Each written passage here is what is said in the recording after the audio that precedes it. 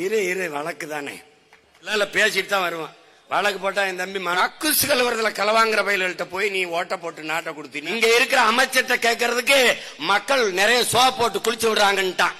தர்மாக்கோலை விடுறது, கடல்ல மீன் வளத்தை பெருக்கிறோம்னு சட்டியில மீனை வச்சு மீன் கடங்க மதுரையில எல்லா ஊர்லயும் டிஃபன் பாக்ஸ் கொடுக்கறான். DMK tiffin box. வேலை வாய்ப்பு வளர்ச்சி கிழிச்சா 12 ஐயா ஸ்டாலின் கட்டி முடிச்சு அவங்க அப்பா வேற வச்சு அது 100ஆண்டு விழா அப்படின்னு வச்சு அவர் சிலையை வச்சு மேல பார்த்தா உதயசூரியன் சின்னத்தை போட்டு புலம்புவா. பொங்கல் வரும்போது ரொம்ப கஷ்டமா இருக்கு, நாங்க இங்க இருந்து ஊருக்கு போக முடியல, ராத்திரி எல்லாம் இருக்க கூட யார கூட்டி போகணும்? இந்த திராவிட மாடல் 2.0 இந்த டெவலப் பாய்ஸ். வாங்கடா டே பெட்டியை தூக்குங்கடா, டேய் தண்ணிங்கடா வாங்கடா கூட கூட்டி அடி தாங்கல அவனுக்கு. நம்முடைய கவி பேரரசு வைரமுத்தவர்கள் சொத்தை பிரிவதல்ல சோகம், சொந்தங்களை பிரிவதும் அல்ல சோகம், தான் பிறந்த மண்ணை பிரிவதுதான் உலகத்தில் மிகப்பெரிய சோகம் என்று பதிவு செய்கிறார்.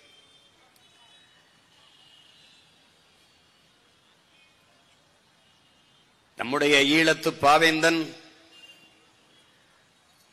அண்ணன் ரத்தினதுரை அவர்கள், புதுவை ரத்தினதுரை அவர்கள், என் அன்பான மக்களே, உங்கள் தாய் நிலத்தை நீங்கள் பேரன்பு கொண்டு காதலியுங்கள்.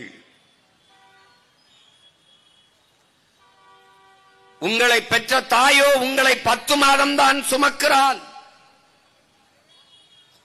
ஆனால் இந்த பூமி தாயோ உங்கள் வாழ்நாளின் கடைசி நொடி வரை சுமக்கிறாள்.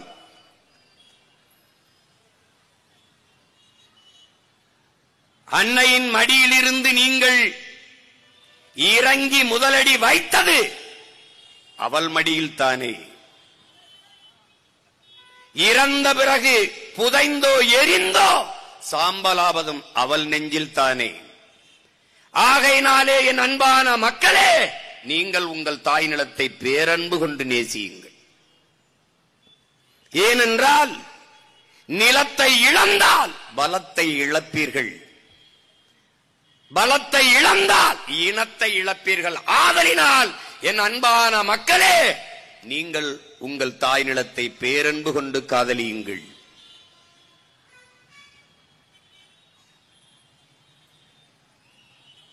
உன் இடத்தினை உறுதி செய். இது என் இடம், இது என் நிலம் என்பதை உறுதி செய். உன் இனத்தை முன்னிறுத்து. இருக்க இடமற்றவன் அனைத்துலகம் பேச அருகதையற்றவன். நீ நிற்கவே இடமில்லை, நீ நிற்பதே உன் இடமில்லை என்றால் நீ அகதி, நீ நாடோடி. இதைத்தான் எங்கள் உயிர் தலைவன் மேதகவே பிரபாகரன் அவர்கள் நிலமற்ற இனமும் நிர்வாண உடலும் உலகில் அவமானகரமானது என்கிறார்.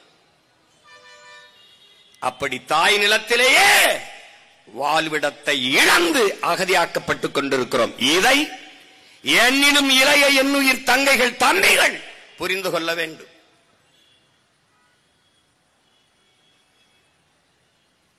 ஓட்டை குறிவைப்பவன் நாட்டை கவிட்டு கவலைப்பட மாட்டான். மக்களின் வாக்கை குறிவைப்பவன் அவர்களின் வாழ்க்கையை பற்றி கவலைப்பட மாட்டான்.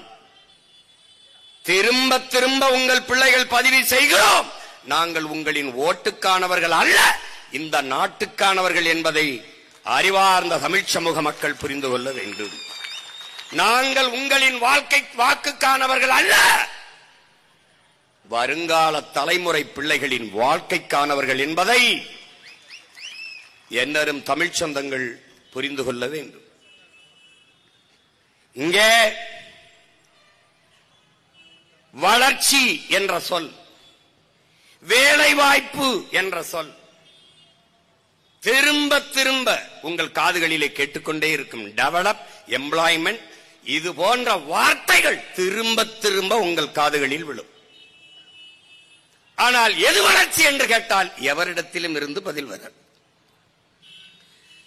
என்னரும் தமிழ் சொந்தங்களே, என்னிலும் இளைய என்னுயிர் தம்பி தங்கைகளே, இந்த நாடு தனிப்பெரும் முதலாளிகளின் வளர்ச்சியை ஒட்டுமொத்த தேசத்தின் வளர்ச்சி என்று கட்டமைக்கிறது. வெறும் அற்ப ஒரு 500,000 முதலாளிகள் வாழ்வதற்கு மொத்த நாட்டு குடிகளையும் நாசம் செய்கிறது.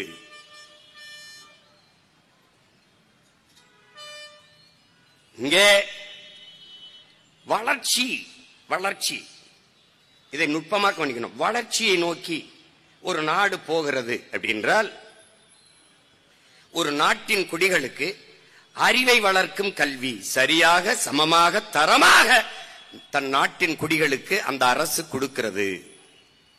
ஏழைக்கொன்று பணக்காரனுக்கொன்று உயர்ந்தவனுக்கொன்று தாழ்ந்தவனுக்கொன்று இல்லாது எல்லோருக்கும் சரியான சமமான கல்வியை ஒரு அரசு கொடுக்கிறது அல்லது கொடுக்க முயற்சிக்கிறது என்றால் அது வளர்ச்சியை நோக்கிய பயணம். உயிர்காக்கும் மருத்துவம் அது மகத்தான சேவை, என் மக்களுக்கு தேவை என்ற நோக்கிலே ஏழைக்கொன்று பணக்காரனுக்கொன்று என்று இல்லாது இந்த நாட்டின் முதல் குடிமகன் இந்த நாட்டின் பிரதம அமைச்சருக்கு என்ன மருத்துவமோ அது கடைகோடி மனிதனுக்கும் கிடைக்கும் என்ற நிலையை உருவாக்குவது அது வளர்ச்சி. ஒரு நாட்டின் குடிகளுக்கு தவிச்ச வாய்க்கு தண்ணி தர முடியாது, தரமான குடிநீரை தர இயலாத அரசு அரசா தரிசா என்பதை அறிவார்ந்த என் தம்பி தங்கைகள் கேள்வி எழுப்பி பார்க்க வேண்டும். தண்ணீரை கொடுக்க முடியாது தனியார் முதலாளி. அப்பலோ கின்லே அக்கோஃபனா அந்த முதலாளி தான் கொடுப்பான். மருத்துவம் தனியார் முதலாளி தான் கொடுப்பான். போக்குவரத்து தனியார் முதலாளி தான் நடத்துவான். கல்வி தனியார் முதலாளி தான் நடத்துவான். தரமா அவனால் தான் கொடுக்க முடியும். கடைசியாக என்ன நடந்தது? குப்பையை கூட தனியார் முதலாளி தான் சரியாக அள்ளுவார். அறிவார்ந்த என் தம்பி தங்கைகளே, ஒரு கிலோ குப்பையை அள்ள 12 ரூபாய். ஒரு கிலோ குப்பை அள்ளுறதுக்கு 12 ரூபாய் அவன் எழுதி வச்சிருக்கிறது. இந்த அரசு நடத்துற கழிவறை இருக்குல்ல, இந்த கழிவறை கழுவ 3 ரூபா செலவழிச்சா நல்லா கழுவிடலாம், பளிச்சுன்னு கழுவிடலாம். 350 ரூபா ஒரு கக்குச கழுவ. இவங்க அந்த கக்குசிலே பூட்டி வச்சு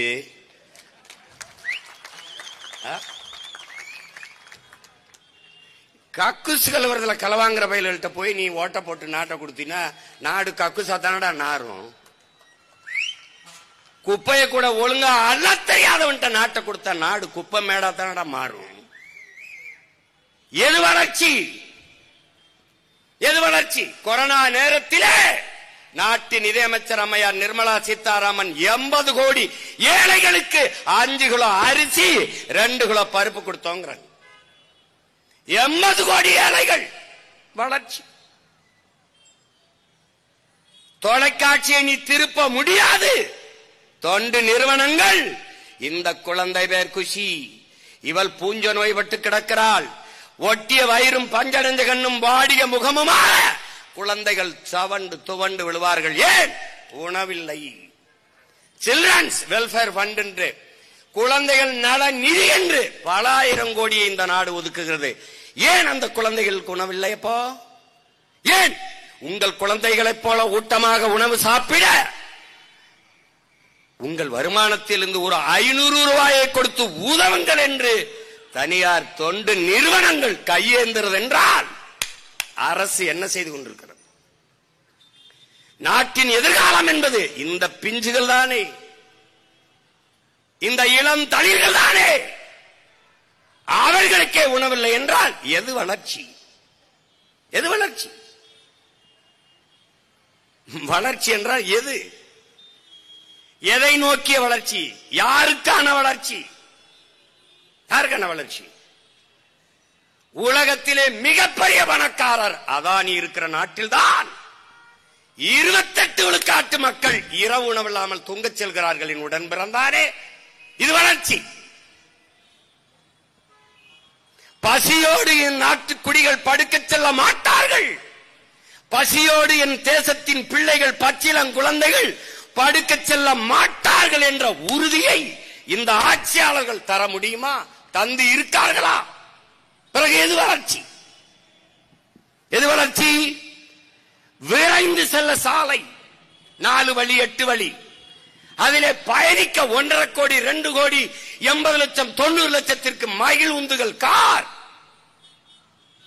மலையை நொறுக்கி மாளிகை, மலையை கற்களாக்கி சாலை ரோடு, விரைந்து செல்ல சாலையிலே போகும்போது பளபளக்கும் கண்ணாடிகளிலே உயர்ந்த மாளிகைகள். அந்த கட்டடத்திற்கு பின்னே போனால் இடிந்த குடிசை, பலாயிரக்கணக்கான பாவப்பட்ட மக்கள் பட்டினியும் பசியுமாக, ஒட்டிய வயிறும் கிழிஞ்ச துணியும் பஞ்சரஞ்ச தலையுமாக பல கோடிக்கணக்கான மக்கள். எது வளர்ச்சி? எது வளர்ச்சி? 8 வழிச்சாலை போடும்போது இவர்கள் சொன்ன காரணம் என்ன? விரைந்து சேலத்திலிருந்து சென்னைக்கு சீக்கிரம் சென்னைக்கு போயிடலாம். சீக்கிரம் சென்னைக்கு போய் சினிமா பாப்பா, சீரியல் பாப்பா, வேற என்ன புடுங்குவ? என்ன புடுங்குவ? சீக்கிரம் சீக்கிரம். எங்கடா போறிய? சீக்கிரம் எங்க போற? பெட்ரோல் செலவு குறையும், சீக்கிரம் போயிடலாம். கார்ல போறவனை பற்றியே கவலைப்படுகிற என் நாடு, கார்ல போறவனுக்கு சோறும் நீரும் கொடுக்கிற உழவர் குடியை பற்றி ஏன் கவலைப்படவில்லை? அதான் கேள்வி. எது வளர்ச்சி? எது வளர்ச்சி? 5000 ஏக்கரிலே 5369 ஏக்கரிலே ஏர்போர்ட் கட்டுவதல்ல வளர்ச்சி, ஏர்பூட்டி உழுவதுதான் வளர்ச்சி.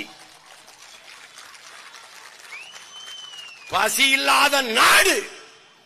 அடிமை இந்தியாவிலே இளைய புரட்சியாளன் பகத்சிங் முன்வைத்த முழக்கம், பாலுக்கு அழாத குழந்தை, கல்விக்கு ஏங்காத மாணவன், வேலைக்கு அலையாத இளைஞன், இதுதான் என் கனவு இந்தியா. அடிமை இந்தியாவிலே அவன் முன்வைத்த முழக்கம் இன்று வரை தேவைப்படுகிறது என்றால், விடுதலை பெற்று 79 ஆண்டுகளிலே நடந்தது என்ன? இந்த ஆட்சியாளர்கள் சாதித்தது என்ன? என்ன?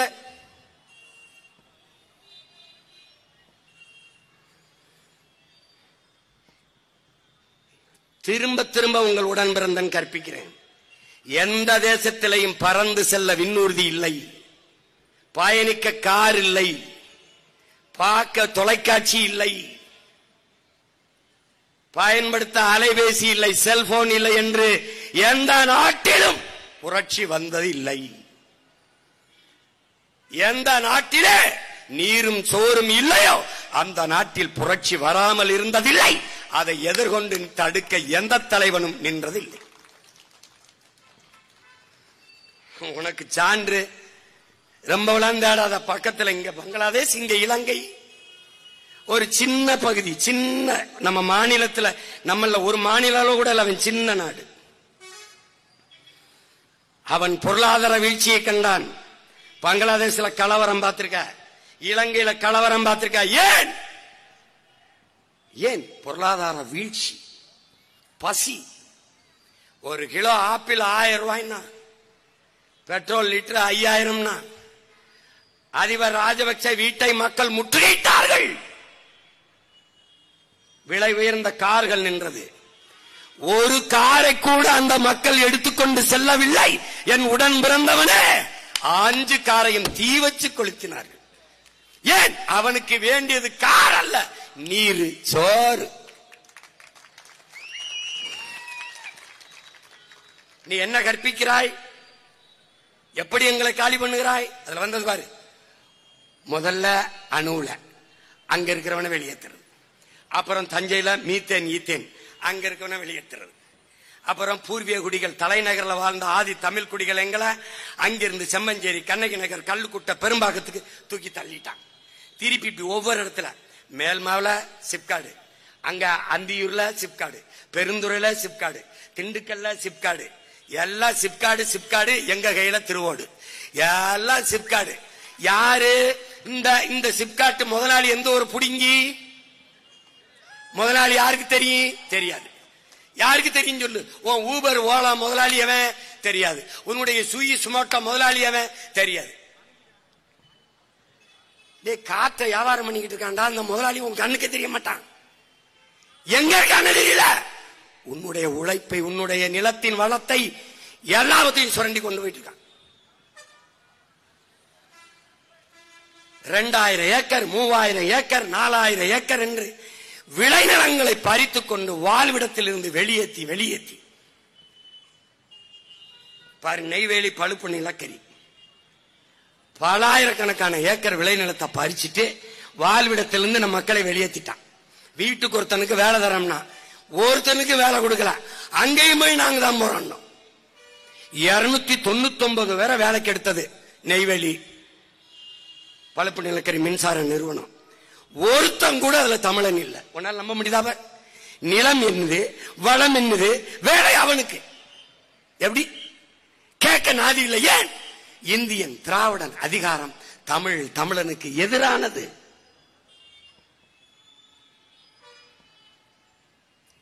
எந்த இடத்துல ஒன்று வச்சிருக்கான்? கடலூர்ல சிப்காட் இருக்கு, சைமா இருக்கு. அந்த தொழிற்சாலையில வளர்ந்தது என்ன சொல்லு? அங்க என்ன செஞ்சிருக்கணும்? 16 கிலோமீட்டர்ல நம்முடைய பாட்டன் அரசேந்திர சோழன் கட்டிய வீரநாராயண ஏரி இருக்கு. அதை தூர்வார துப்புள்ளாத இவர்கள் சைமா கொண்டு வரேன், சிப்காடு கொண்டு வரேன். ஏற்கனவே ஸ்பெஷல் எக்கனாமிக் சொன்னு சிறப்பு பொருளாதார மண்டலம் என்ற பேர்ல பல ஆயிரம் ஏக்கரை பறிச்சு முதலாளிகளுக்கு கொடுத்தான். ஒரே ஒரு கேள்வி கேட்கிறேன், ஒரு கேள்வி அண்ணன் கேட்கிறேன். இப்போ பரந்தூர்ல 5000 ஏக்கர்ல ஏர்போர்ட் கட்டிடுறான். திருப்பி விளைநிலம் பத்தல, அந்த ஏர்போர்ட்டை தூத்துட்டு விளைநிலமா ஆக்க முடியுமா? இதுக்கு மட்டும் பதில் சொல்லு. வாய்ப்பே கிடையாது. போரின் பேரழிவுக்கு பிறகு கூட மக்களை மறுகுடியேற்றம் செஞ்சிட முடியும். ஆனால் நெய்வேலியிலே பழுப்பு நிலக்கரி மின்சார எடுத்த இடத்திலே, மீத்தேன் ஈத்தன் எடுத்த இடத்திலே, அணு உலை ஸ்டெர்லைட் வச்ச இடத்திலே என் மக்களை மறுகுடியேற்றம் செய்ய முடியாது. அப்ப சொந்த நிலத்திலேயே நான் நிலத்தை இழந்து அகதியாக்கப்படுறேன், வாழ்விடத்தை இழந்து எதிரியாக அகதியாக வெளியேற்றப்படுறேன், நிலமற்ற கூலியாக்கப்படுறேன். இவன் வளர்ச்சினே சொல்லுவான். என்ன வளர்ச்சி? இப்படி கேட்போம். சிப்காடு தொழிற்சாலை வந்துருதியா? சிப்காடு தொழிற்சாலை மேல்மாவில் கட்டிட்டான். 2500 ஏக்கர் 3000 ஏக்கர் எடுத்து கட்டிட்டான். விளைநிலத்தை கட்டிட்டு எங்களுக்கு தற்சார்பு, எவனையும் சாராத வாழ்க்கை வேளாண்மை தான். நான் உழுவேன், வேளாண்மை செய்வேன், அதுல அறுப்பேன், வைக்கல என் மாட்டுக்கு போடுவேன், வைக்கல் சாணியை போடும், அதை கொண்டு நிலத்துல போடுவேன், உழுவேன், என் அரிசியை எடுத்துக்கிட்டு தவிடு அதுக்கு போடுவேன். எங்களுக்குள்ள ஒரு தற்சார்பு வாழ்க்கை. அதை காலி பண்றான். முதலாளிக்கு 2000 ஏக்கர் விளைநிலத்தை எடுத்து கொடுத்துட்டான். இப்ப தொழிற்சாலை வந்துருச்சு. தொழிற்சாலையில என்ன தயாரிப்ப உனக்கு தெரியாது. தொழிற்சாலை வர்ற கழிவை எங்க ஊத்துவ? என் நிலத்துல ஊத்துவ, என் குளத்துல ஊத்துவ, ஏரியில ஊத்துவ, ஆத்துல ஊத்துவ. அந்த தண்ணியை நான் குடிச்சிட்டு சாகணும். எப்படி? பாத்தியில தண்ணி என்ன நேரத்துல வருதுன்னு? இதே நெடுவாசல் கதிராமங்கலம், இதே தூத்துக்குடியில ஸ்டெர்லைட் இருந்த இடத்துல தண்ணி மஞ்சள் நிறத்துல வந்தது. மண்ணெண்ண மஞ்சள் நிறத்துல சோறை ஆக்கினால் எலுமிச்சஞ்சோறு மாதிரி வரும். நீ வா எண்ணூர் அனல் மின் நிலையத்துக்கு வா, அங்க இருக்கிற உலர் சாம்பல் பாரு. அங்க வாழுகிற மக்கள் காற்றை சுவாசிக்க முடியாது, சாம்பலைத்தான். ஏற்கனவே நீ சுவாசிக்கிறது காற்று இல்லை, கந்தக தூசி. கார் வெளியிடுகிற நச்ச ஆலைகள் வெளியிடுகிற புகையை சுவாசித்துக் கொண்டிருக்கிறார். பிறக்கும் போது குழந்தை புற்றுநோயோட பிறக்கிறது என்றால் தாயின் வயிற்றில் இருந்து வரும்போதே நோயோட வருகிறது. இதுல சிப்காட்ல என்னடா தயாரிப்பான்? Polythene, plastic. பிறந்த குழந்தையின் தொப்புள் கொடியிலே பிளாஸ்டிக் துகள்கள். வேணா இருக்கு வலைவெளியில போட்டு காட்டல, அடுத்த தடவை போட்டு காட்டுறேன். விந்த அணுக்களுக்குள்ளே பிளாஸ்டிக் துகள்கள். நான் சொன்னா பொய் சொல்றேன் அந்த பைத்தியக்கார பைய. இவன் எதுவுமே நான் பேசும்போது புரியாது. நான் போதிக்கும் போது உனக்கு புரியாது, பாதிக்கும் போதுதான் நான் சொல்றதும் உனக்கு புரியும். பிளாஸ்டிக் தயாரிப்பான். அந்த கழிவை கொண்டு நம்ம ஆத்துல ஊத்துவான், கிணத்துல ஊத்துவான், குளத்துல ஊத்துவான், குழிய தோண்டி ஆழ்குழாய் கிணறுக்குள்ள பூமிக்குள்ள ஊத்திட்டு போயிடுவான். நிலம் நஞ்சாயிரம், நீர் நஞ்சாயிரம். இந்த ஆலை கழிவு, பாலாறு தண்ணி, காவிரி தண்ணி திறக்கும் போதெல்லாம் ஒரு ஆள் உயரத்துக்கு நுரையா தண்ணி வருதே, அப்படிதான் இதுக்கு முன்னாடி வந்துச்சா? தண்ணி வருதா, நுரை வருதா? இங்க இருக்கிற அமைச்சர்கிட்ட கேட்கறதுக்கு மக்கள் நிறைய சோப்பு போட்டு குளிச்சு விடுறாங்கன்ட்டான். இந்த மாதிரி அறிவாளிகளுக்கு ஓட்டு போட்ட கூட்டமே ஒண்ணு என்ன செய்யறது தர்மாக்கோளை விடுறது, கடல்ல மீன் வளத்தை பெருக்கிறோம்னு சட்டியில மீனை வச்சு மீனுக்குள்ள கடலுக்குள்ள விடுறது. டேய் இவங்களெல்லாம் எங்கடா கண்டுபிடிப்பீங்க? தேடி தேடி பார்த்து ஓட்டு போடுறீங்களா நீங்க? இவங்கள எப்படி?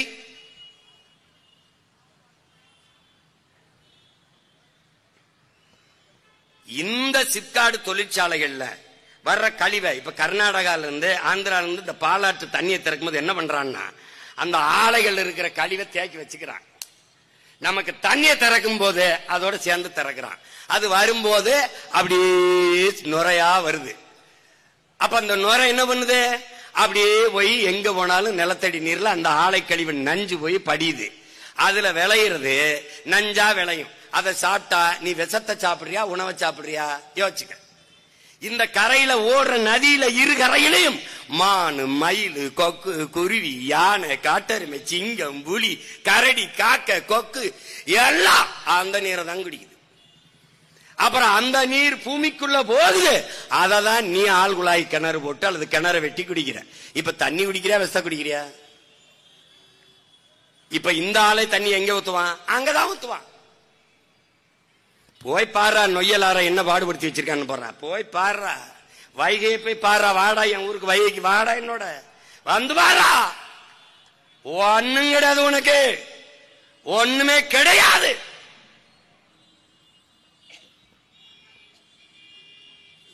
திரும்ப திரும்ப நான் சொல்றேன், இன்னும் ஒரு முறை இங்க பாரு. உதயசூரிய ரெட்டல, உதயசூரிய ரெட்டல, உதயசூரிய ரெட்டல, உதயசூரிய ரெட்டல. அரை அங்குலம் கூட இந்த நாடு வளர்ச்சியை எட்டல.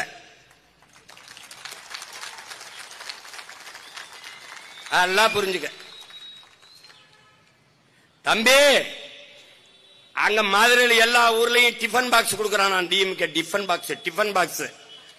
என் தம்பி ஒருத்த கேட்டான், டிஃபன் இங்க இருக்கு, பாக்ஸ் டிஃபன் பாக்ஸ், டிஃபன் எங்க இருக்கு? எங்க விவசாயிக்கிட்டு இருக்கு. டிஃபன் எங்க இருக்கு? எங்க விவசாயிக்கிட்டு இருக்கு. தம்பி நீ ஏர்போர்ட் கட்டி பறப்பா தம்பி, கொஞ்சம் போவா தம்பி. அந்த பறக்கும் போது பறந்து போகும்போது வயிற்றுல பசிக்கும் தம்பி. தம்பி அதுக்கு சோறு பூமியில இருந்தா போகணும் தம்பி. எப்படி தம்பி?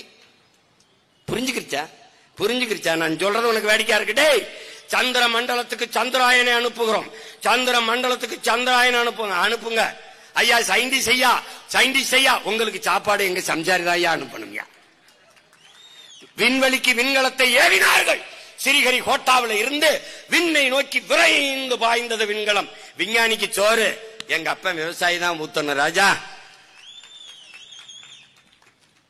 சாப்ட்வேர் இண்டஸ்ட்ரியில நம்பினவெல்லாம், மறுபடியும் சொல்றேன், சாப்ட்வேர் இண்டஸ்ட்ரியில வேலைனாலும் சாப்பிட்டு போய் தான் வேலை செய்யணும். இப்ப என் தம்பி அருள் சொல்றான்ல, ஏஐ வந்துருச்சு, நீ அதுக்கும் போயிரும். வேலைக்கு என்ன பண்ணுவ? இந்த வர்றா இந்த மகன்கிட்ட தான் வரணும் வேலைக்கு, வழியே கிடையாது நீ. அப்ப இந்த தொழிற்சாலையை வச்சு என்ன பண்ணுவ? இந்த தொழிற்சாலை கட்டளைனா வளர்ச்சிக்கு என்ன பண்ணுவ? வேலை வாய்ப்புக்கு என்ன பண்ணுவ? என்கிட்ட அப்படி கேளு. இந்த பார், இப்போ சிப்காடு தொழிற்சாலை, சாம்சங் தொழிற்சாலை, ஹொண்டாய் தொழிற்சாலை, நோக்கியா தொழிற்சாலை, என்ன கிடைக்குது? வேலை. வேலைக்கு என்ன கிடைக்குது? சம்பளம். சம்பளத்தை வச்சு என்ன செய்வ? நல்லா 3 வேலை நல்லா சாப்பிடுவேன். சாப்பாடு எங்க இருந்து வரும்? இந்த கேள்விக்கு யார்கிட்ட பதில் இருக்கு? தம்பி பணத்தை சேமிப்ப, லட்ச லட்சமா கோடி கோடியா சேமிப்ப, வங்கியில போட்டு வைப்ப, வங்கி வட்டி தரும், சாப்பிட ரொட்டி தராது. விளங்கிருச்சா? அப்ப என்ன நீ புரிஞ்சுக்கணும், எந்த தொழிற்சாலையும் அரிசி பருப்பை உற்பத்தி செய்யாது, வெள்ளைப்பூண்டு வெங்காயத்தை விளைய வைக்காது, அதை நிலத்தில் இருந்துதான் விளைய வைக்கணும். இந்த அடிப்படை ஆய்வு உனக்கு இருக்கணும். இப்ப இந்த முதலாளி எல்லாம் இங்க எதுக்கு வந்து தொழிற்சாலை தொடங்கணும்? தமிழ்நாட்டு இளைஞர்கள் பாவம், தமிழ்நாட்டை வளர்த்து எடுக்கணும். படிச்சுட்டு நிறைய பல்லாயிரக்கணக்கில் வேலை வெட்டி இல்லாம இளைஞர்கள் இருக்காங்க. அவங்களுக்கு வேலை வாய்ப்பை கொடுத்து அவர்கள் வாழ்க்கை தரத்தை உயர்த்தும்னு வேளாங்கண்ணி மாதாண்ட வேண்டிக்கிட்டானா, இல்ல மாரியாத்தாட்ட வேண்டிக்கிட்டானா, இல்ல யாருக்கிட்ட? முதலாளி முதலீடு செய்வது லாப தேவைக்குத்தான், மக்கள் சேவைக்கு இல்லை என்பதை அறிவார்ந்த என் தம்பி தங்கள் புரிஞ்சுக்கணும்.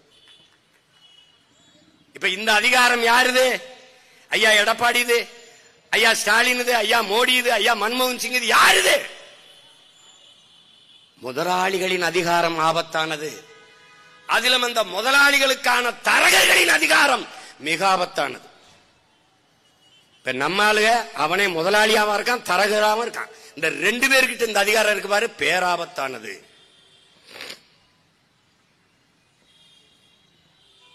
இப்ப நீ எப்படி வேலை கொடுப்ப? இப்ப 2000 ஏக்கர் 3000 ஏக்கர்ல மேல் மாவுல எடுக்கிறான்ல, நான் எடுக்க மாட்டேன். என்ன பண்ணுவேன்? அருள் நம்ம ஆளுகளை நான் கூப்பிடு, இங்க என்ன வரும் 2000 ஏக்கர்ல? அண்ணே அருமையா கரும்பு வரும்னே, கரும்பு போடா. 2000 ஏக்கர்ல கரும்பு எல்லாரும் விளைய வைப்போம். நாங்களே விளைய வச்ச அங்கே தொழிற்சாலை, அங்கேயே தொழிற்சாலை, வேலை வாய்ப்பு. எப்படி? கரும்புல இருந்து எத்தனால் பெட்ரோல், கரும்பு சக்கையிலிருந்து சாப்பிடுற தட்டு, கரும்புல இருந்து நாட்டு சக்கரை, கற்கண்டு, வெல்லம் தயாரிக்கிற தொழிற்சாலையை மேல்மா மக்கள் வாழ்கிற இடத்திலே கட்டுவேன். உனக்கு வேலை தானே கேட்ட? வேலை தானே கேட்ட? 4000 ஏக்கர் 2000 ஏக்கர் 3000 ஏக்கர் என்று முதலாளி எவன் தெரியாம நச்சு ஆலைகளை நிறுவனி பறிக்கிற அந்த இடத்திலே ஆடு மாடுகள் வளர்க்கிற பண்ணை, நாட்டு கோழி வளர்க்கிற பண்ணை, மாடுனா மாடு இல்ல, மாடு பால், பால் இருந்து பாலாடை கட்டி, நெய், தயிர், மோரு, அப்புறம் சீஸ், இத்தனை தொழிற்சாலைகளா. பைத்தியக்கார பரதேசி, அத்தனை தொழிற்சாலைகளா. இந்த மாதிரி மீத்தேன் எடுக்கிறானா தஞ்சாவூர்ல. இப்ப கடலுக்குள்ள போய் என் தங்கச்சி கார்த்திகா சொன்ன மாதிரி முதல்ல மலையை நொறுக்கிட்டான், மலை சார்ந்த இடத்து குறிஞ்சி அழிச்சிட்டான், அடுத்து காடு காடு முல்லை அழிச்சிட்டான், வயலும் வயல் சார்ந்த இடத்த மீத்தன் ஈத்தன் நக்கி எடுத்துட்டான். இப்ப கடலும் கடல் சார்ந்த இடத்துக்கு அங்க போய் என்ன பண்றான்? நெய்தல்ல போய் கடலுக்குள்ள மீத்தேன் எடுக்கிறேன். நீ நல்லா ஆத்தாளுக்கு அப்பனுக்கும் பிறந்தவன், எடுத்துறாப்பா, எடுத்துருப்பா, எடுத்துரு. நீ ஏய், இந்த முச்சந்தில இருந்து கத்திக்கிட்டு இருக்க சீமானதானே நீ பாக்குற? இந்த இங்க பாரு, 36 லட்சம் 2 மடங்காங்கி 72 லட்சமா ஆச்சு. நீ செத்தாயிடா, நீ செத்தா. நீ நகரவே முடியாது. என்னை கேட்காம நீ கால் எடுத்துக்க முடியாது. நீ கையெழுத்து போடலாமா? நீ என்னைய பார்க்கணும். அந்த நிலையை நான் உருவாக்குவேன். அதுக்கு தேவை வேலை செஞ்சுக்கிட்டு இருக்கேன். என் மக்களுக்கு ஒன்னே ஒண்ணு தான்டா, கடைசியா கற்பனை சாமி என்னை காப்பாத்துன்னு. பிரபாகரன் மகன் என்னை விட்டு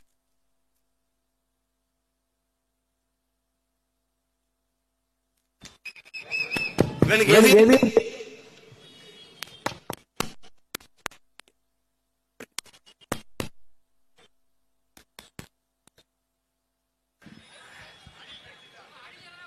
அனிலா,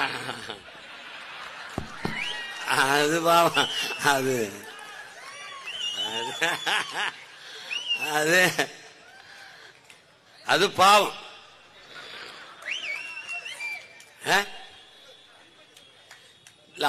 அவங்களுக்கும் சேர்த்து அண்ணன் கத்திக்கிட்டு இருக்கு.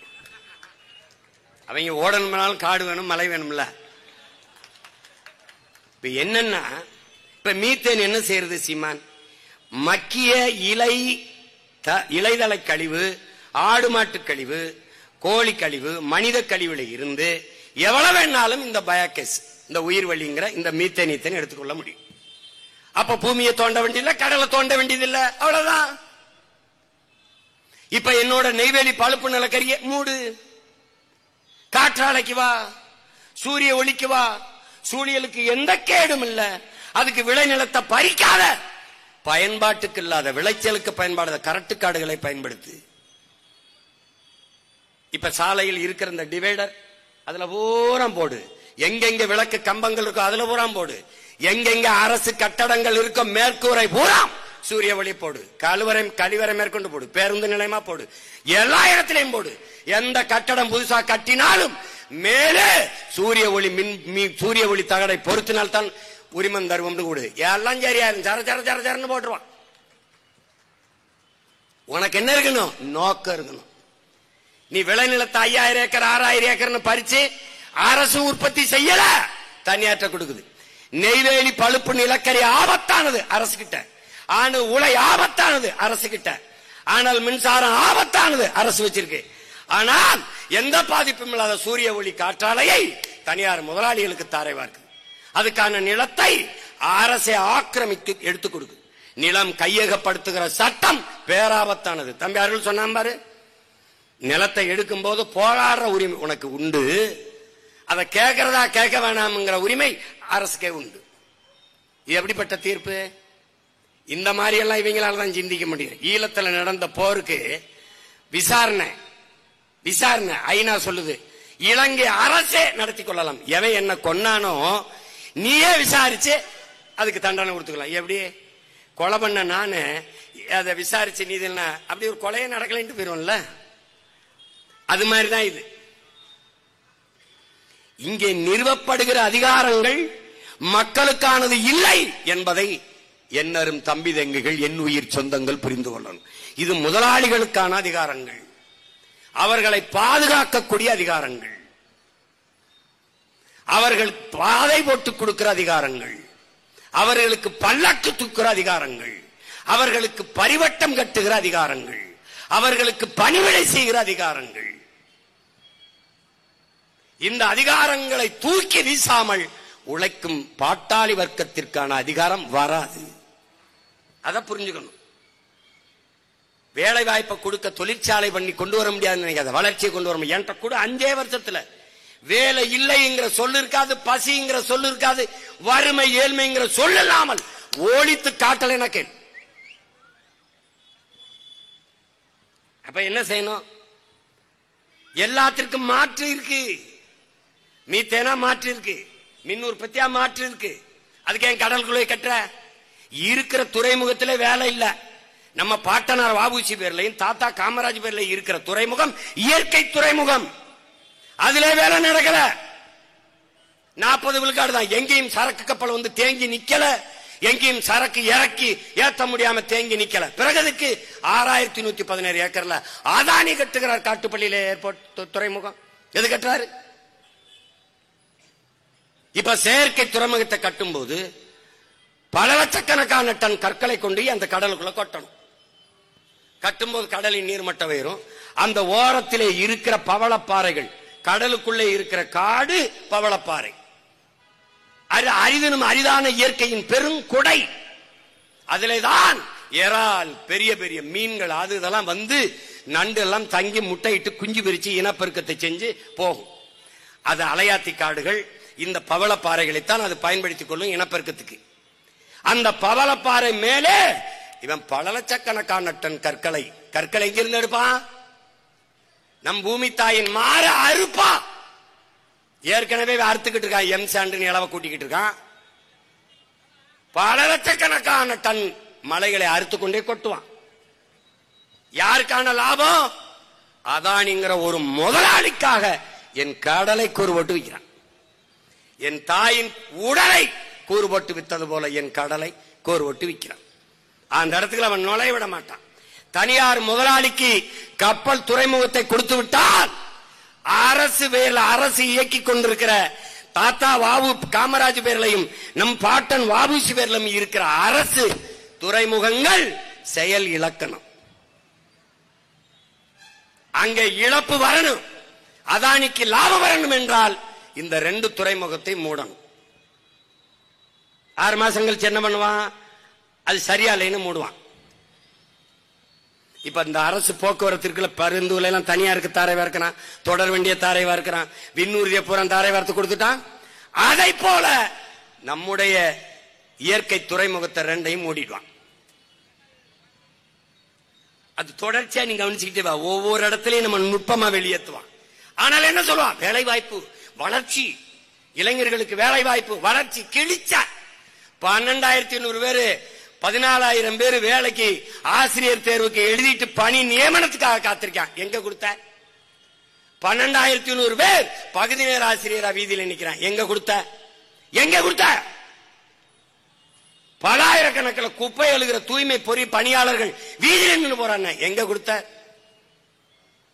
கொரோனா நேரத்தில் உயிரை கூட பொருட்படுத்தாம அந்த செவிலியருக்கு அரசு பணி நிரந்தரம் என்று சொன்ன எங்க கொடுத்த ஏமாற்று. வேலை வாய்ப்பு யாரு கொடுப்ப? இந்த முதலாளி யாரு? மேல்மாவில சிப்காட் தொழிற்சாலை ஆரம்பிக்க போற முதலாளி யாரு? அந்தியூர்ல பெருந்துறையில் ஆரம்பிக்க போற முதலாளி யாரு? இப்போ சென்னை மீனம்பாக்கம் விண்ணூர்தி நிலையத்தில் இப்ப நம்ம கேட்போம், கோயம்பேடுல ஒரு பேருந்து நிலையம் இருக்குல்ல, இருந்தது. எந்த பேருந்துல வந்த பயணியாவது இங்க நெருக்கடிகள் அதிகம், எங்களுக்கு வசதி இல்லை, இதைவிட பெரிய பேருந்து நிலையம் வேண்டும் என்று எவனாவது ஒருவன் வீதியில் இறங்கி போறானா? இல்லை. பிறகு இதற்கு 410 கோடி செலவழிச்சு அந்த கிளாம்பாக்கத்தில் போய் கட்டினேன். இங்க பாரு, சென்னையில் மதுரையில இருந்து எங்க ஊர்ல இருந்து ராமேஸ்வரம் சிவகங்கை மதுரையில இருந்து சென்னைக்கு வர 1500 ரூபாய். இந்த கிளாம்பாக்கத்துல இருந்து சென்னைக்குள்ள வர கிளாம்பாக்கத்துக்கு வர 1500 ரூபாய். இந்த கிளாம்பாக்கத்துல இருந்து சென்னைக்குள்ள போக 1500 ரூபாய். எப்படிப்பட்ட வளர்ச்சி பத்தியா? இது யாரு கேட்டது? அந்த கோயம்பேட்டில் இருந்த பேருந்து நிலையமே போதும், அது தேவை. அங்க பேருந்து நிலையம் கட்டினது தேவை. அது இருக்கும் போதே 410 கோடியை செலவழிச்சு அதிமுக தொடங்குச்சு, அடிக்கல் நாட்டுச்சு, ஐயா ஸ்டாலின் கட்டி முடிச்சு, அவங்க அப்பா வேற வச்சு, அது 100ஆண்டு விழா அப்படின்னு வச்சு, அவர் சிலையை வச்சு, மேல பார்த்தா உதயசூரியன் சின்னத்தை போட்டு, யாரு அவன் பரம்பரை சொத்தை வச்சுட்டு கட்டின பேருந்து நிலையம்ல, அவங்க சின்னத்தை வச்சு மக்கள் காசுல சின்னத்தை போட்டான். நீ என்னத்தை பார்த்த சொல்லு? புலம்புவா. பொங்கல் வரும்போது ரொம்ப கஷ்டமா இருக்கு, நாங்க இங்க இருந்து ஊருக்கு போக முடியல, ராத்திரி எல்லாம் இருக்கோம்னு. தேர்தல் வரும்போது 500 ரூபாய் எங்கிட்டு நீட்டு ஓட்ட இங்கிட்டு போட்டு எங்களை ரோட்ல போட்டு போயிருவேன். எப்படி? யாரு கேட்டது? கோயம்பேடு பேருந்து நிலையம் தேவை. ஆனால் கிளாம்பாக்கம் பேருந்து நிலையம் பேராசை. மீனம்பாக்கம் விண்ணூர்தி நிலையம் என்பது தேவை, எசென்சியல், தேவை, அவசியம். ஆனால் பரந்தூரிலே 5369 ஏக்கர்ல விண்ணூர்தி நிலையம் என்பது பேராசை. எழுப்புகிற கேள்விக்கு நீ பதில் சொல்லணும். மீனம்பாக்கம் விண்ணூர்தி நிலையத்தில் இந்த நாட்டில் இருக்கிற எந்த தலைவனை விட அதிகமா பறக்கிறது நான் தான். ஏன்? தினங்கூட்டம். மதுரைக்கு போவேன், கோயம்புத்தூர் போவேன், திருச்சிக்கு போவேன், தூத்துக்குடி போவேன், போயிட்டு இருக்கான். இவங்க எல்லாம் சொந்த விமானம்ல வச்சு போவான். ஆனால் நான் ஒரு தடவை இங்க வசதி பத்தல அப்படின்னு சொல்லலையே. இந்த நமக்கு இந்த விண்ணூர்தி நிலையத்தை பெருசா கட்டு அப்படின்னு நான் சொல்லலையே. ஒரு கேள்வி உங்களுக்கு எழுப்புறேன். கோயம்பேடு பேருந்து நிலையத்துக்கு இடத்த கொடுத்தது யாரு? மக்கள். மீனம்பாக்க விண்ணூர்தி நிலையத்துக்கு 1301 ஏக்கர் நிலத்தை கொடுத்தது யாரு? அடி தாங்கல அவனுக்கு. இந்த மீனம்பாக்க விண்ணூர்தி நிலையத்துக்கு 1301 ஏக்கரை கொடுத்தவன் யாரு? என் மக்கள் தான். சேலத்தில் இருந்து சென்னைக்கு 4 வழிச்சாலைக்கு இடத்தை கொடுத்தது யாரு? நிலத்தை கொடுத்தது யார்? வீட்டை இடிக்க, கடையை இடிக்க அனுமதிச்சவன் யார்? என் மக்கள் தான். ஏன்? தேவை. ஆனால் 8 வழிச்சாலை என்பது பேராசை. அப்ப நீ போடுறவனா இருந்தா என்ன செய்யணும்? அறிவா இருந்தவன், நாட்டை மக்களை நேசிக்கிற தலைவன் என்ன பண்ணிருக்கணும்? பிரேசில் போல, ஜப்பான் போல மலையை வெட்டாம, காடழிக்காம, நிலத்தளிக்காம, ஒரே ஒரு தூண் மலைக்கு மேல ஏத்தி அப்படி விரிச்சு 18 வழி கூட போட்டுக்க. மகராசனா கிடா வெட்டி பொங்க வலிக்கிறான், தேங்காய் உடைக்கிறான். அதை விட்டுட்டு மலைய 2ஆ அறுக்கிறது, காடை பூரா அழிக்கிறது, விளைநிலங்கிற பூரா பறிக்கிறது, ரோட போட்டு என்ன பண்றது? அங்க சண்டை. நான் ஜெயிலுக்கு போனேன், என் தம்பி அருள் வந்தாப்ல, வந்தில என்னை ஜெயில தூக்கி போட்டாப்ல. அங்க நீதிபதி வந்து என்னை பார்த்த உடனே சரி போங்க நீங்கன்னு விட்டாப்ல. அதுக்கு கத்துனாங்க பாருங்க, அவரை விட்டுட்டாங்க ஆகும் அப்படின்னு. அன்னைக்கு சொன்னேன், நீ கல்லுதான் ஊண்டலாம், ஒரு தடவை நீ ரோடு போட முடியாது, ஒரு நாளும் போட முடியாது. அரிட்டாப்பட்டியில டங்ஸ்டன் நான் சொன்னேன், ஒரு கல்ல கூட போடுக்க முடியாது, போட விட்டான். அதேதான் இப்ப சொல்றேன், நீ எங்க கட்டிரு பரந்தூர்ல ஏர்போர்ட் கட்டி பறக்க விடு பாப்போம். ஒரு வேலை மயிரும் கிடையாது. தேர்தலாவது ஈராது போடுறா கூட தடை பாடுறா. பாடுறா இங்க வருதுக்கடா வேடா.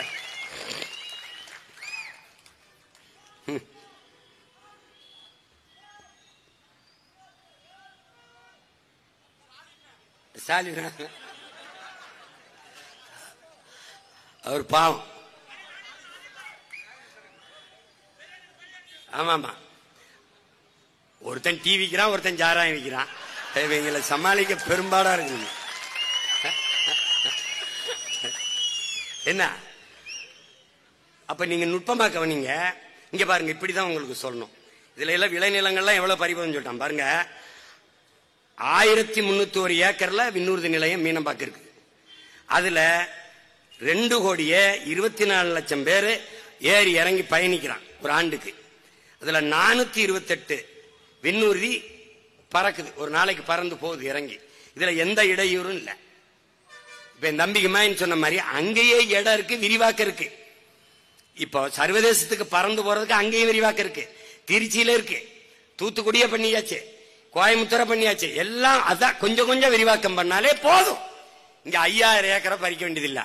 அப்படியே நீ தனியா பன்னாட்டுக்கு பறக்கணும்னா நீ சொல்லியிருக்க 1972 ஏக்கர் அரசுக்கு சொந்தம்னு அதுல கட்டி பாற.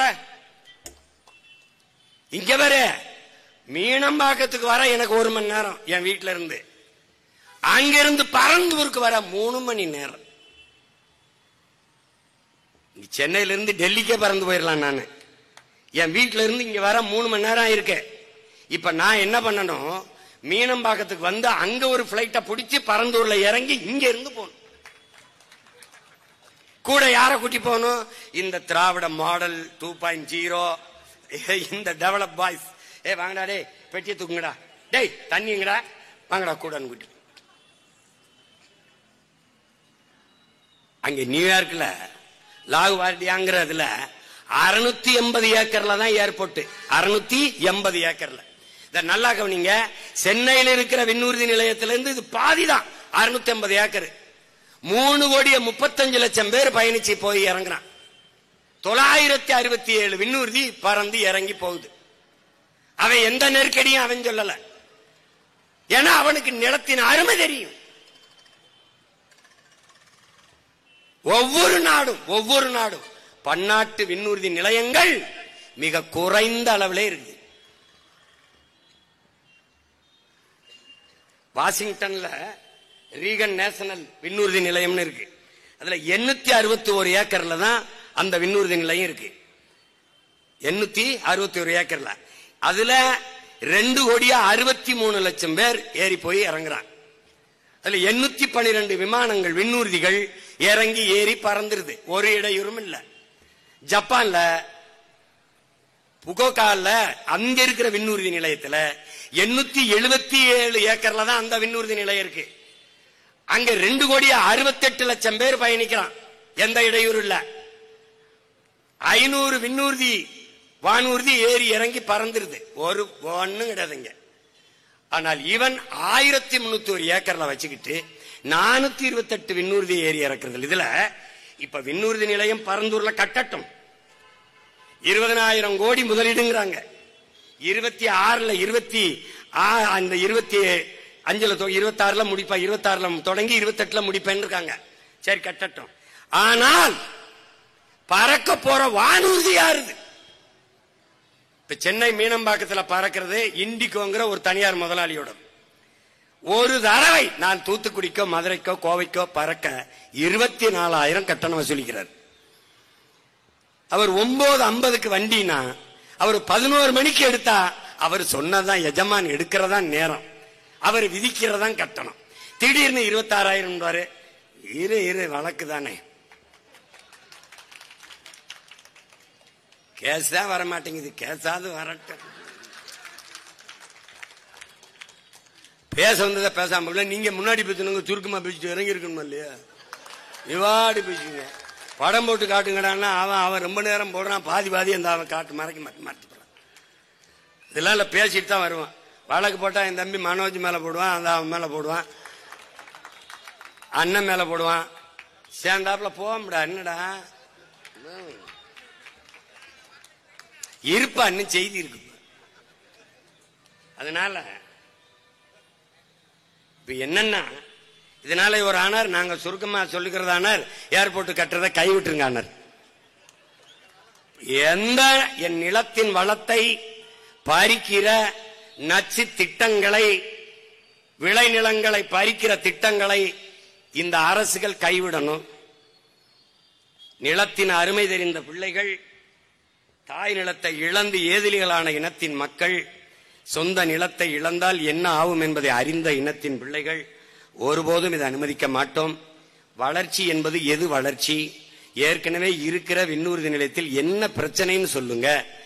இப்போ அவங்க சொல்றது 100 கோடி, இப்ப 2 கோடிய 24 லட்சம் பேர் பறக்கிறத 2050 மாதிரி வர்ற போது 100 கோடி மக்கள் பறந்து போய் வரணும்னா இந்த நாட்டில் இருக்கிற மொத்த பேரையும் வேற எங்கேயோ ஒன்று இறக்கி விட்டலான்னு முடிவு பண்ணிட்டான்னு. இங்க வச்சு எதுவும் வேலை கொடுக்கறதா இல்ல. அதனால நீ என்னைய 26ல ஆரம்பிப்பேன்னு இருக்கான், 26ல என்னை ஜெயிக்க வச்சுட்டீன்னா அது கடை முடிஞ்சிடும். நீ நிம்மதியா படுத்து தூங்கலாம். அதுக்கு நீ என்ன பண்ணணும்னா, ஒரே ஒரு ஓட்டை விவசாயிக்கு போட்டு வீட்டுல போய் நிம்மதியாரு நாட்டை என்று கொடுத்துரு. தம்பி, பரந்தூருக்கு மட்டும் இல்ல தம்பி, எல்லா ஊருக்கும் தான் இது. அண்ணன் விவசாயத்துல பிரச்சனை, அண்ணன் மீன் பிடிக்க போல என்ன பிரச்சனை, அண்ணன் வாத்தியாருக்கு வேலை இல்லைன்னா, எதா இருந்தாலும் ஒரே தீர்வு தான். மக்களின் பிரச்சனையை அரசு கையில் எடுக்காத போது அதிகாரத்தை அரசை மக்கள் கையில் எடுப்பதை தவிர வழி இல்லை. அதை புரிஞ்சுக்கிட்டு வேலை செய்யணும். இந்த இப்ப நேரம் இல்லை, இந்த மறுபடியும் மலைகளின் மாநாடு இருக்கு. அப்புறம் 14ஆம் தேதி கோயம்புத்தூர்ல இருக்கு, கோயம்புத்தூர்ல இருக்கு, அங்க கூட்டம் இருக்கு. அப்புறம் கடலம்மா மாநாடு இருக்கு, தண்ணீர் மாநாடு இருக்கு, டிஎன்பிசி மாணவர்கள் எழுதினவனுக்கு போராட்டம் இருக்கு. தின வேலை தான், தின வேலை தான். வண்டியிலே தலையணை எல்லாம் வச்சுக்கிட்டோம், அங்கே அடுப்பு கிடுப்பு வச்சுக்கிட்டோம், அங்கே ரொட்டியை கிட்டியே சுட்டு தின்னுக்கிட்டு போறதுல இங்க என்னப்பா பிரச்சனை, சத்தண்டி இருப்பாட்டுப்பா போடுப்பா அப்படின்னு போராடிட்டு இருக்கோம். அது மாதிரி இப்ப என்னரும் சொந்தங்களே, கொஞ்சம் கொஞ்சமா நம்ம விளை நிலங்களை, வாழ்விடங்களை இழந்து இழந்து தாய் நிலத்திலே அகதியாக்கப்பட்டு கொண்டிருக்கோம் என்கிற புரிதல் உங்களுக்கு வரணும். இந்த மண்ணிலே காஞ்சிபுரத்திலே என்னுடைய 26 சட்டமன்ற தேர்தலிலே என்னுடைய அன்பு தங்கை, பெருமைக்குரிய மகள், நம்முடைய தாத்தா முத்தமிழ் காவலர் கியாபே விஸ்வநாதம் அவர்கள் தமிழுக்கும் தமிழருக்கும் அதன் உரிமைக்கும் இறுதி மூச்சு வரை உழைத்த பேரறிஞர் பெருந்தகை. தமிழ் தேன் சொட்டு மொழியடா, தமிழ் தேன் சொட்டு மொழியடா, படித்தேன், உழைத்தேன், கொடுத்தேன், ரசித்தேன், பார்த்தேன், சிரித்தேன் என்று பேசிக்கொண்டே இருக்கிறார். அப்படி தேன் தேன் தேன் தேன் என்று தேன் சொட்டும் மொழியடா என் தமிழ் என்று மொழிந்த நம்முடைய முதுபெரும் அறிஞன் முத்தமிழ் காவலர் தாத்தா கியாபே விஸ்வநாதன் அவருடைய அன்பு பேத்தி என் தங்கை வெற்றி செல்வி அவர்களை இந்த களத்தில், இந்த நிலத்தில் வேட்பாளராக உங்கள் மகன் நிறுத்துகிறேன். என் அன்பு சொந்தங்களே, என் தங்கை வெற்றி செல்வியை வெற்றி செல்வியாக ஆக்கி சட்டசபைக்குள் நுழைய வையுங்கள். உங்கள் பிரச்சனையை உங்கள் மகன் பேச வேண்டியதில்லை, உங்கள் மகள் என் தங்கை பேசுவாள். அவளுடைய வெற்றி என்பது தமிழ் பேரினத்தின் வெற்றி. நம் தாத்தா கியாபே விஸ்வநாதருக்கு தமிழ் தன்மானமிக்க தமிழ் மக்கள் செலுத்துகிற வெற்றி, அவர்களுக்கு காணிக்கையாக்குற வெற்றி என்பதை கவனத்தில் வையுங்கள். நாம் நிலத்தை இழந்தால் பலத்தை இழப்போம் என்பதை கவனத்தில் வைத்துக் கொண்டு, இது ஒரு சின்ன ஒரு தொடக்கம்தான். தேர்தல் களம் இருக்கிறது, தினம் பல்வேறு மேடைகள் இருக்கிறது. ஒவ்வொரு நாளும் இந்த கருத்தை எடுத்து எடுத்து வைத்து நாம் இதை வலிமை மிக்க ஒரு சிக்கலாக, பெரிய பிரச்சனையாக கொண்டு போய் அதிகாரத்தின் கவனத்துக்கு கொண்டு செல்வோம். அப்படி இல்லை என்றால் டங்ஸ்டன் தொழிற்சாலையை கைவிட்டது போல பரந்தூர் நிலையத்தை கைவிடும் வரை உங்கள் மகன் களத்திலே நிற்பேன் என்கிற உறுதியை தருகிறேன். நம் இலக்கு ஒன்றுதான், இனத்தின் விடுதலை. இனம் ஒன்றாவோம், இலக்கை வென்றாவோம். தமிழ்தாய் வாழ்க, தலைவர் பிரபாகரன் வாழ்க. உங்களுடைய 26 சட்டமன்ற தேர்தலின் வேட்பாளர், வெற்றி வேட்பாளர் என் அன்பு தங்கை வெற்றி செல்வி. நம்முடைய சின்னம் விவசாயி. நன்றி, வணக்கம். நாம் தமிழர்.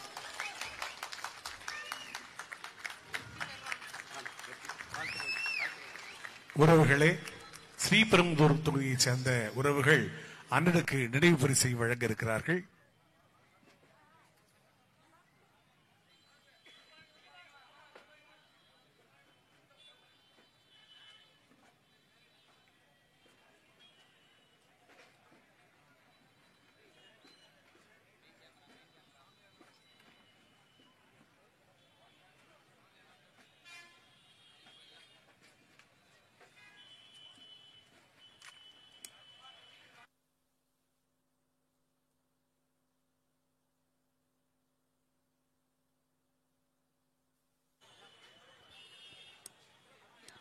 திருப்பெரும்புதூர் தொகுதி உறவுகள் அண்ணனுக்கு ஏற்கலப்பையை பரிசாக வழங்குகிறார்கள்.